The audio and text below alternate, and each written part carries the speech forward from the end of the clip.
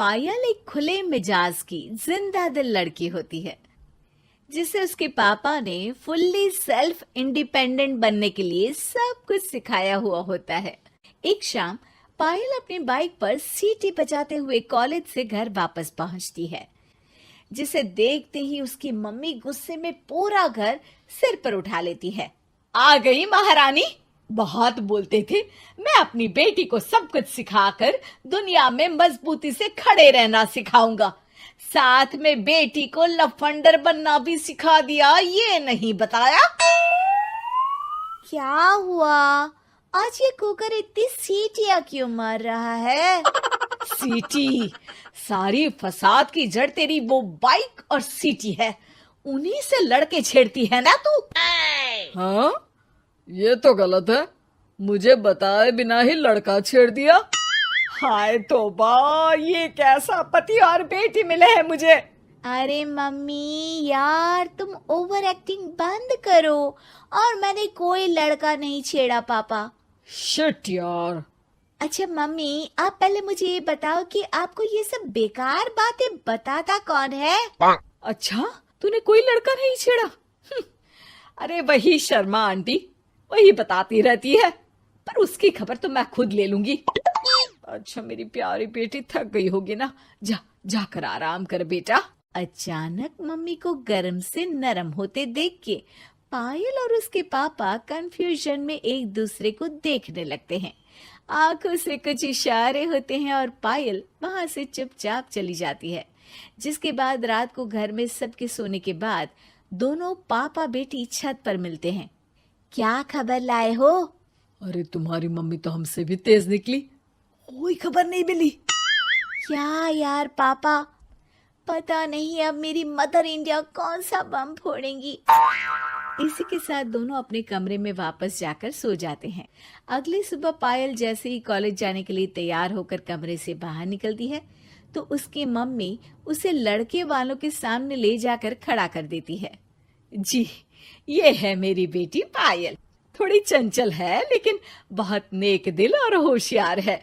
देखते ही देखते कुछ घंटों में पायल और शुभम का रिश्ता पक्का हो जाता है, जिसके कुछ दिनों बाद पायल शादी कर अपने ससुराल पहुंच जाती है। सोचा था मम्मी कोई बम फोड़ेंगी, पर उन्होंने तो सीधा मुझे उम्र कैद की सजा ही दे दी। बहू, अब उम्र कैद समझो या बम, रहना तो यही है, निभाना यही है, इसलिए छिछोरी हरकतें बंद करनी होगी। है? ये आप क्या बात कर रही हो? मैंने क्या किया? इतने मासूम ना बनो, मुझे तुम्हारे कारनामों के बारे में सब अच्छे से पता है। ऐसा बोलकर सास तो वहां से चली जाती है, लेकिन पायल सोच में पड़ी वहीं खड़ी रह जाती है। जिस पर शुभम उसके पास आता है। तुम मम्मी की बात का बुरा मत मानना, वो पड़ोस वाली आंटी ने उन्हें तुम्हारी बाइक चलाना, सीटियां बजाते हुए घूमना, बेधड़क सबसे बात करना वगैरह जैसी कुछ बातें बता दी है, जिसे सुनकर उन्हें गुस्सा आ गया है।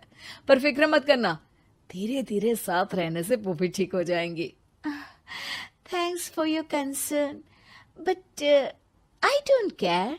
पायल सीधा अपने कमरे में चली जाती है। अगली सुबह कॉलेज जाने के लिए तैयार हो सीटी बजाते हुए कमरे से बाहर निकलती है, जिसे देख सास गुस्से से तिलमिला उठती है। महारानी, शादी के अगले ही दिन ये हीरोइन बनकर कहाँ चल पड़ी? और ये लफंगों की तरह सीटियां बजाना बंद करो। ये हमारा घर है, कोई सड़क नहीं जहाँ तुम आवारागर्दी करती घूमो।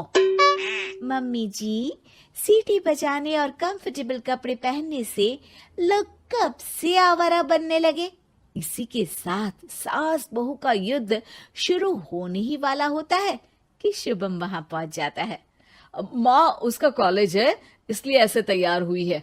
और पायल, तुम भी माँ को समझने की थोड़ी कोशिश करो ना प्लीज। सिचुएशन संभालकर शुभम और पायल घर से निकल जाते हैं। इसी तरह दिन बीतने लगते हैं, जिससे सास बहू की लड़ाइयों के बीच शुभम पिसता रहता है, लेकिन साथ ही वो दोनों एक दूसरे की आदतों को अपना भी लेती हैं। पर पायल का सीटी बजाना सास को आज भी नागवारा ही होता है। आसमान गिर जाएगा, धरती फट जाएगी, पर इसकी सीटी ना जी ना, कभी बंद नहीं होगी। अरे मम्मी जी, जब आप मेरे कुछ बोले बिना सीटी से ही समझ जाती हो कि मैं क्या बोल रही हूँ, फिर इसे बदलने की क्या जरूरत? यही तो हमारी यूनिकनेस है। पायल की बात से ज्यादा सहमत ना होते हुए भी सास हंस पड़ती है। उसी शाम पूरा परिवार घूमने जाने का प्लान बनाकर घर से निकल जाता है और उनके जाते ही घर में चोर घुस आते हैं और तभी वो सब भी दोबारा घर के अंदर आते हैं बाहर से। क्या यार पायल, एक शाम भी फोन के बिना नहीं रह सकती थी क्या? घर में ही तो फोन है, कहाँ चला जाता? अब जल्दी अंदर जाकर अपना फोन लाओ, मम्मी और मैं यहीं बाहर वेट करते हैं। ज्यादा बोल रहे हो, देखो अब और धीरे काम करूंगी। ऐसा बोलकर पायल घर के अंदर जाती है और बहुत देर तक बाहर निकल कर नहीं आती। अरे ये तो सच में जानबूझकर लेट करने लगी। चल कर देखते हैं ना। दोनों जैसे ही मेन डोर के नजदीक पहुंचते हैं, उन्हें पायल के सीटी बजाने की आवाज सुनाई देती है।